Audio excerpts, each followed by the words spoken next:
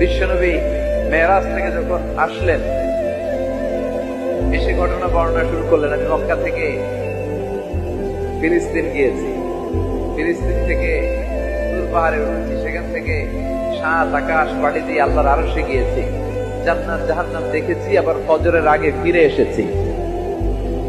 আবু জাহেল, উতবা, সাইবা, ওয়ালিদ ইবনে মুগিরা জানতে, ওরা কয় এতদিনে একটা পাইছে, একটা ইস্যু পাইছে। এই ইস্যু দিয়া মুহাম্মাদের বিরুদ্ধে যত বদনাম রটানো যায় আমরা রটাবো। সর্বপ্রথম যে ধরছে বিশ্বনবীর সাহাবী আবু বকর, যে বলে আবু বকর দেখো, তোমার বন্ধু এতদিন যা বলতো মেনে নিতাম, আজকে সে কি বলে, সে তো পুরো পাগল হয়ে গিয়েছে। নাউজুবিল্লাহ পড়ে।